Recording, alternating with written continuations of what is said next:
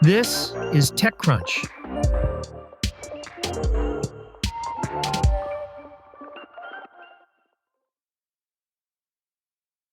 Billionaire entrepreneur Jared Isaacman has been confirmed by the U.S. Senate as the next administrator of NASA. The private astronaut and founder of the Shift4 payments processing platform will now be in charge of an agency that faces great uncertainty under President Trump. Isaacman's confirmation comes a little over a year after Trump nominated him. It was a volatile year for Isaacman, though, as Trump pulled his nomination in June after becoming concerned about the billionaire's prior associations. Isaacman had previously donated to Democrats, something Trump was reportedly aware of when he first nominated the entrepreneur. That led to months of sniping between Trump's camp and people more closely aligned with Isaacman, like SpaceX CEO Elon Musk, who publicly attacked the credibility of acting NASA Administrator Sean Duffy. Trump ultimately flipped in November and renominated Isaacman. The billionaire will now oversee a trimmed-down space agency that Trump has tasked with returning to the moon. SpaceX has a contract to land astronauts on the lunar surface, though Duffy had threatened to revoke that contract and encouraged Jeff Bezos' rival company Blue Origin to try to beat Musk's effort. Amazon CEO Andy Jassy announced in a message to staff on Wednesday that longtime AWS executive Peter DeSantis will lead a new AI-focused organization within the company. This organization will be responsible for Amazon's AI models like Nova, as well as silicon development and quantum computing, which help make AI tools faster and more efficient.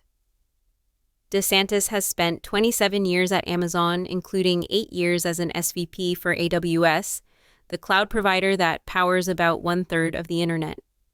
At AWS's recent event, Amazon hammered home its commitment to AI for enterprise use, so it makes sense that the company is spinning out a new team from AWS leadership. Jassy said, "With our Nova 2 models just launched at reInvent, our custom silicon growing rapidly, and the advantages of optimizing across models, chips, and cloud software and infrastructure, we wanted to free Peter up to focus his energy, invention cycles, and leadership on these new areas."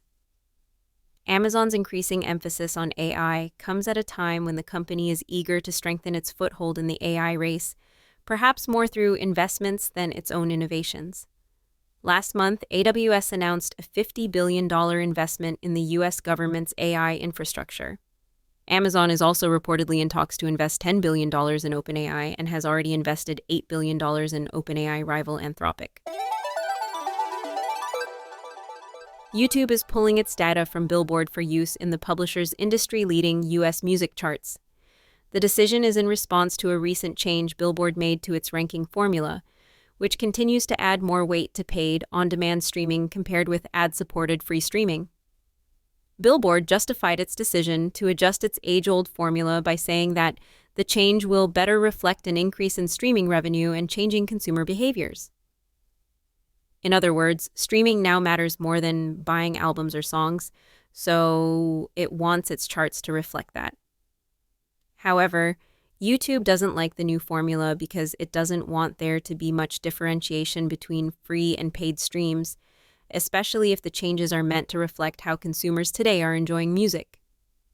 A YouTube blog post on Wednesday said, "Billboard uses an outdated formula that weights subscription-supported streams higher than ad-supported. This doesn't reflect how fans engage with music today and ignores the massive engagement from fans who don't have a subscription. Streaming is the primary way people experience music, making up 84% of U.S. recorded music revenue. We're simply asking that every stream is counted fairly and equally, whether it is subscription-based or ad-supported, because every fan matters and every play should count."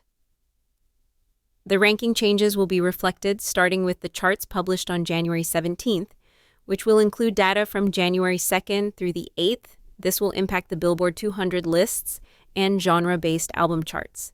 In addition, Billboard said the ratio between paid/subscription and ad-supported on-demand streaming tiers will be adjusted to 2.5-1 for the Billboard Hot 100 torn. To protest the new formula, YouTube said it will no longer provide data to Billboard after January 16th. Here's what that change means in practice. Under the revised calculation, Billboard said it will take 33.33% fewer ad-supported on-demand streams of songs from an album and 20% fewer paid or subscription on-demand streams of songs from an album to equal an album unit. In short, it will take fewer streams than before for an album to climb the charts.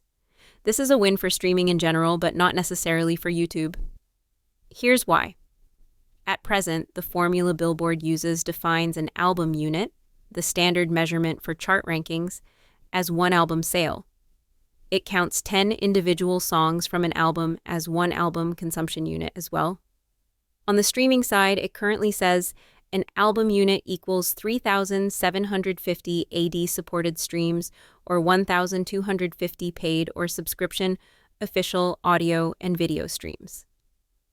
After the changes, those figures will be adjusted, so it will take 2,500 ad-supported streams or 1,000 paid or subscription streams to count as one album unit. This means paid streams count 2.5 times as much as ad-supported streams.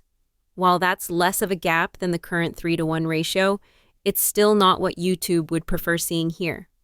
The company is essentially doing what companies do in failed negotiations like this. It's taking its ball and going home. Of course, by not cooperating with Billboard, YouTube's music data won't be considered in chart rankings, which could lead labels and artists to deprioritize publishing their music on YouTube. That's not a good long-term strategy for YouTube as an important player in the streaming music era. That's why this move should be viewed as the negotiation tactic it is.